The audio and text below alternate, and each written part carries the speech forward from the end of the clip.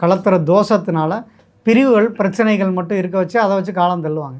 அது நிரந்தர பிரிவை நோக்கி ஏன் போகுது அப்படின்னு பார்த்தீங்கன்னா, அந்த 7ஆம் இடத்தை செவ்வாய், சனி, ராகு இந்த 3 பாவ கிரகங்கள் தான் கடுமையாக இந்த திருமண முறிவுக்கு அதை இழுத்துட்டு போகிறது.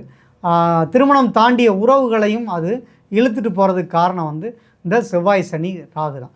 இந்த 7ஆம் இடம் சொல்லக்கூடிய கலத்திர ஸ்தானத்தை செவ்வாய், சனி பார்த்தாலோ அல்லது ராகுவும் அது முக்கூட்டு கிரகம்னு சொல்லுவாங்க, 3 கிரகங்களும் அந்த 7ஆம் இடத்துல சேர்ந்தாலோ அந்த முதல் திருமண வாழ்க்கைங்கிறது கண்டிப்பாக பாதிச்சிருது. ஏன்னா 7ஆம் இடம்ங்கிறது முதல் திருமணம், 9ஆம் இடம் 11ஆம் இடம்ங்கிறது 2வது 3வது திருமணத்துக்கு நோக்கி அது போக ஆரம்பிச்சிடும்.